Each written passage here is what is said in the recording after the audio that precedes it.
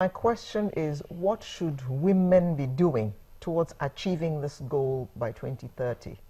Specific things that we should be doing. We need to collaborate more. We need to collaborate more. We need to bond more.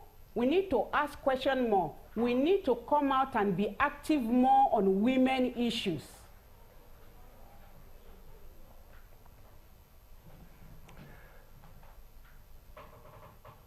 You might, Miriam, you might need to break it down a bit more, because when you say we need to collaborate more, we need to be more active, what exactly do you imply?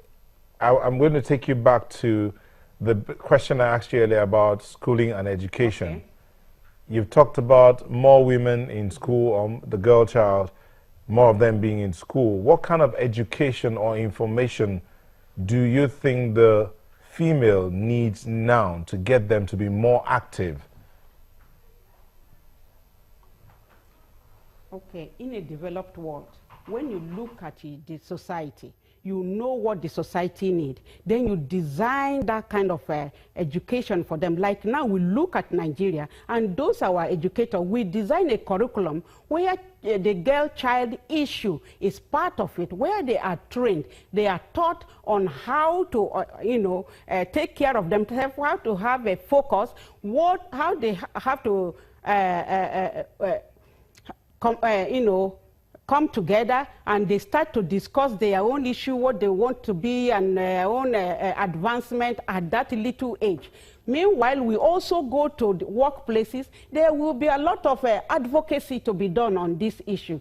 And then the government will also create that kind of mobilization for some gender issues like this kind of thing. So it's all about information, as I have said. And then we'll start having meetings, we'll start talking. Like me, within my community, I talk about the issue and giving chance to women. And there are the issues of nannies being abused and all that. We take care of it. We go as long as we can to take that child to school. That she has not been going to school ever since she became a nanny. Some has not been going for the past 3 years. We are able to talk to a principal who creates a way for them and manage them in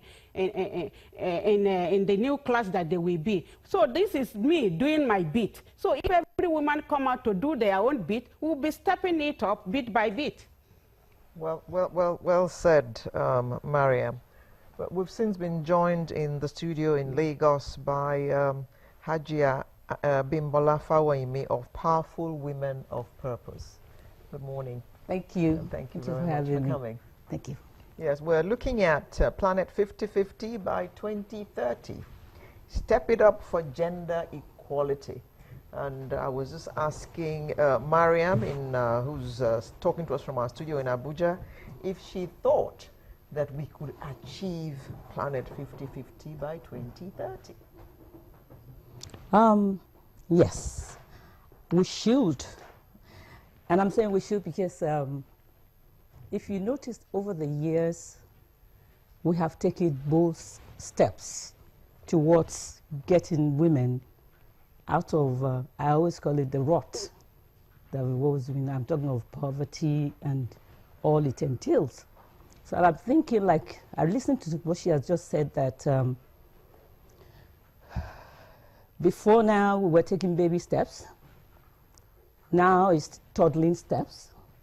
So I'm thinking if we step up, like the slogan, if you step up faster or more. And when I say step up, is like you and I, sorry, without any biases now, you and I, if we step up, if we do stuffs, you know, when I say stuffs, do something. If we do stuffs like coming together, women, telling people to treat us like natural beings, it will help. If you're saying step up, that means you were doing something before. But for you to step up, there has to be some level of input.